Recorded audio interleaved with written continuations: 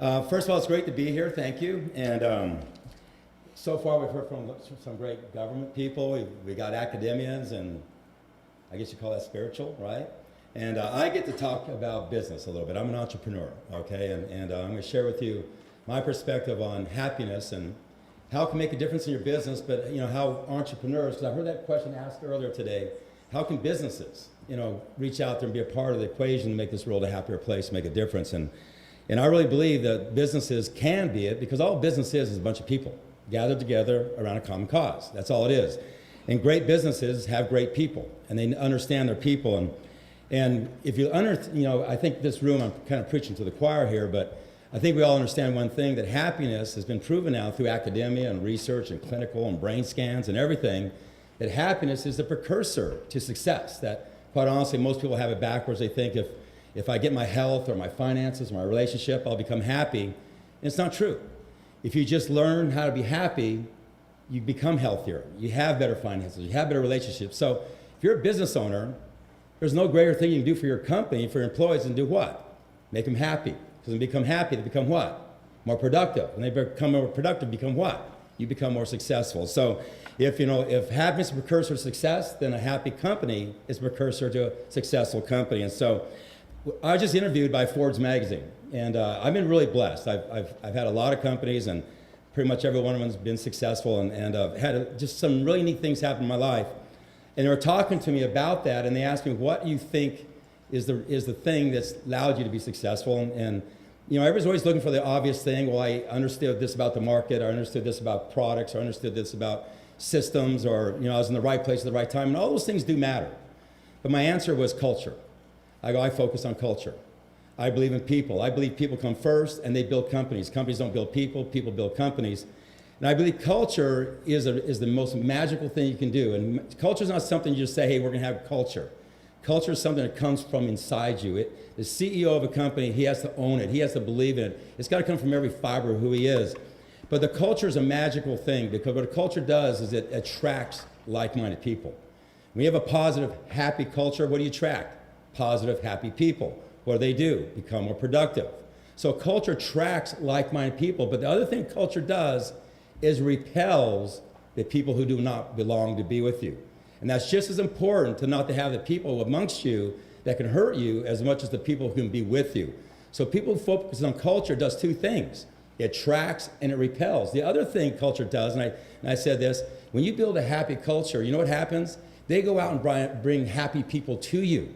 You don't even have to search for employees, because happy people are searching for happy places to work. And so from a business perspective, it's not just the right thing to do, because it is the right thing to do to make your employees happy. You should pour into them. We do so many things for our employees, way beyond what the average company does. And it's the right thing to do, but guess what? It's the smart thing to do.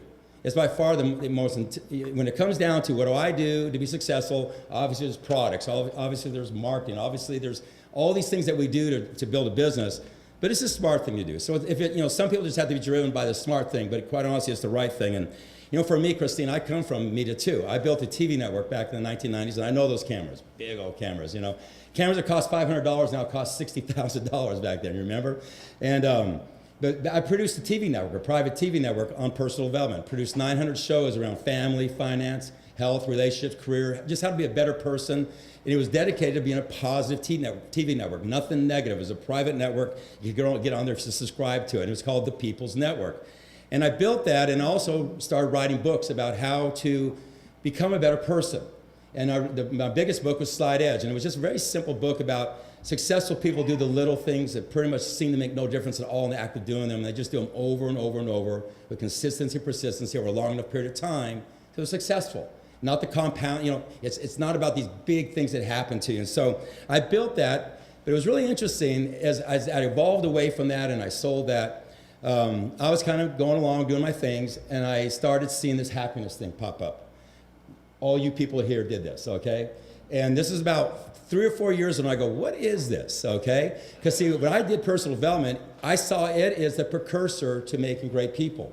If people read the right books and listened to the right tapes and associated with the right people and went to the right events, it would make them a better person, thus they'd be more successful. I saw it as a precursor, and I saw this happiness thing showing up. And see, personal development comes out of the world of people's life experiences. They live their life, and then they write about it, okay? But this happiness or well-being or positive psychology, whatever you want to call it, was coming out of academia. And it was sitting over there and all this research, and I started piling through the research, and I said, my God, look at all this information on happiness and what it is. And I actually sat down with Dr. Mark Seligman, sat on a beach with him for hours, and we just had a blast talking about about where we came from, because I came from this world in personal development, he came from this world in academia, and got to know him very, very well. And in that process, I really got to understand this happiness space, and I realized that there's this huge abundance knowledge and data on happiness. And what they'd proven through academia, and they'd proven through research and science and brain scans, and they showed me all this data, and when I met with you guys at University of Penn and all that, and they showed me all these neat things they're doing with lexicons and mapping of words and all this cool stuff, you could just see it's obvious that happiness is the precursor, that the world has it backwards. We all, like I said earlier, we think when I have my finances in order, my relationships in order, my health in order, I'll be happy. It's exactly opposite. If you become happy, all those things happen. It's been proven beyond a shadow of doubt. But here's where it gets so neat. It's easy, and it's available to the average person. See, personal development's not easy. It's reading books, and it's going to seminars. It feels heavy. It feels like going to 13th and 14th grade. Happiness is 3 gratitudes a day for 30 days, and you can change the neurons in your brain, how they fire. You can start rewiring yourself. You can take a grumpy old man, and in 30 days turn into a happy person. It's easy to obtain. That's when I got even more excited. That is, not only is it's a precursor, but it's easy. And you look at science will show you how easy it is. Go look at Sean Aker, what he wrote, and look at what you can do with that. He comes from Harvard. And there's all this great research, and it just shows you that it's a precursor, and it's easy. It's not hard. The average person, it can easily become happy. And the other thing they say, it's not about big things that happen to you. So I think a lot of people think, when I win the lottery, when this big thing happens to me, when I lose 100 pounds, when I become rich, these are big things. It's not big things, it's little things that you do.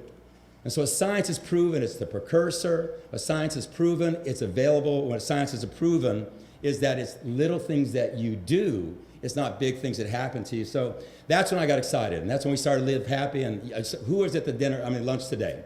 Okay, Carol, you did a great job. Carol's our editor-in-chief of Live Happy magazine, and we started Live Happy Media. It was real simple. We just have one simple dream. And I say this to you, and I'm really sat here and listening to all you guys very hard today, because I don't care if you're the government. I don't care if you're the academians. I don't care if you're the spiritual leaders. And what I'm about ready to say, what we're trying to accomplish, I think you have to accomplish. I really do, okay? It begins with awareness. Everything begins with awareness, in my opinion. And what I mean by that, let's just say this could be a child in the middle of Africa in a third world country where they have access to nothing, to a person that sits in the most privileged University of Harvard, okay? It doesn't matter, okay? Let's just say this is all the information there is about happiness. Everything is out there about happiness. Okay, if that is there, but you only know about this much, how much exists in your life? This much or this much? This much. It starts with awareness. So the first thing we have to do, which you're all talking about, we have to increase awareness. Let me tell you right now, let's walk out of here, let's go down to Union Square, let's go down Times Square, let's top 100 people, and we say to them, do you know that happiness is the precursor to success? It's not the other way around, and I guarantee you it's 99.9% don't know that.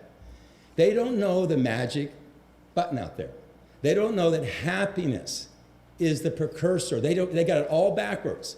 And we shift that awareness, and we shift that consciousness, that's when people will start searching for it, because you've got to give a piece of people want to know what's in it for me, okay? So when you start telling people, and that's our goal, is to start telling them, and you can prove this, you can sit there through all the stuff out of Harvard and Beijing University, Dr. Penn, all these people are saying the exact same thing, it's a precursor. So you go out and you've got to change the awareness, you got to let everybody know happiness is a precursor. The governments need to do it, the academians need to do it, the spiritual leaders need to do it, because they don't know it. We have a secret here, okay? The second thing they need to know, quite honestly, think about this, and this is where I come from, okay, is here's where we start with how much information is out there about happiness, but how much do they know? This much. But if they know about that much, but they can only access that much, how much exists in their life? That much. Because it matters if you know about it. You take the child who's in one of these third world countries, and they are aware of happiness. Somebody told them, hey, if you become happy. But then they say, and you tell them, but here's the information, but they can't get it. If you can't, the books you don't read can't help you. If there's somebody tells you about a book, but you can't read the book, does the book exist in your life? It doesn't exist. Okay? So we got to do what? Expand awareness and expand accessibility. That's where it starts with the educational systems. That's what starts with social media. That starts with what we're dealing with magazine. That's what starts with awareness and with the media and that type of thing. What we've got to do is expand the awareness, and we've got to expand the accessibility to it. And then the last thing, which is what I'm just totally driven by, is a real thing that makes information work is people. People touching people. Okay, I've always said if information technology is the answer, wouldn't it be over already? There's more information technology today about health than there's ever been and what's happening to our health. More information technology today than there's ever been about relationships and what's happening to relationships. More information technology today about finances and what's happening to finances. The truth is, over the last 10 years, information technology has exploded and the other things have gone down. Because what we've lost is people touching people. You got to expand the awareness to happiness. You got to expand accessibility, but we got to get people touching each other. We got to get people talking to each other. We got to get people coming together. And so what we're doing here at Live Happy, very simple. I'm not here to do an infomercial on Live Happy at all. But our goal is, whether it's through magazine or media or all social media and all the different things we're going to do, is expand the awareness of it, to expand accessibility to it. But our real goal at the end of the day is, can we bring people together? For example, today, we built 30 walls around this country, the United States. And our goal next year is to have 1,000 around the world. But we had to start somewhere, okay? Because even a year ago, we hadn't started the company. It was a dream still. Everything starts with a blank piece of paper, you start writing on it, okay? And we started, but we have 30 walls we built. They're here, and they're in Chicago, they're in New York, and they're in LA, and they're in El Paso, and they're in Nashville, and they're in Orlando. I could go on and on. And we have film crews there, and we have media stations there. We have everybody, and we have these acts of happiness. And you heard earlier, the act of happiness, sharing happiness. Who wins when somebody shares an act of happiness? The person receiving it obviously wins, but who really won? The giver. The giver always wins.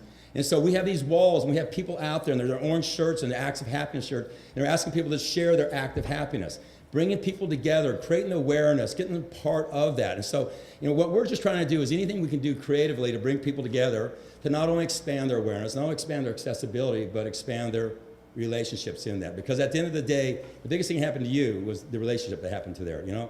Relationships, to me, it's everything. I heard it a long time ago, and I've always believed this, that two minds create the third more powerful mind. What I mean by that is, have you ever been in a conversation, you go to some place you can't go to by yourself? You always do. I mean, the brilliance is always in a conversation. I sit by myself and I'm pretty stupid. But in a conversation, I get somewhere, okay? And but two people being happy become a third more happy person, quite honestly, okay? And so, back to another spiritual leader, Dalai Lama.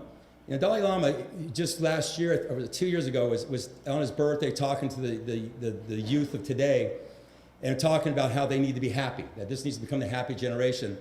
And he said something that he says everything better than I could say, but he said, it comes down to the end of the day, you can peel everything back, and there's just two emotions that are going on, two things that we're striving for. One is to avoid pain, and one is to become happy. It's that simple. And when I look at people out there, it's really simple. I kind of divide it that there's either givers and takers. And I'm not trying to be negative here, but pretty much there's givers and takers, okay? And how I find takers to be is they're people who live in scarcity. Takers are people who think there's not enough. Givers live in abundance. They can't give enough. Mother Teresa was a giver, okay? They're givers. Givers are in abundance. I believe all we have to do here is very simple, quite honestly. The United Nations here, I'm blessed to be here. I have a chance to talk to universities. I can't wait. The more universities I can talk to, the more people we can talk to. I really believe all we got to do is go get the choir. We go get the choir, then we'll get the congregation. There's a lot of people out there who are givers, good, beautiful people. And they're very abundant thinking. And they don't know the first thing about happiness. They don't know it's the precursor. They don't know that it's easy. They don't know that it's little things that they do. And all we got to do is just go out and get the choir. Go get the believers. Go get the people who are the givers, the people who are the abundant thinkers. Get them to become more aware of happiness, become more accessible to happiness, and make them part of the process. And if we do that, very simply, I think we explode happiness. It's not that complicated. Same thing I got to do to build a great corporation is the same thing an educational system's got to do, the same thing a government's got to do, the same thing a spiritual leader's got to do, is we got to bring people together and make them part of the process. So with that, God bless you all. Thank you.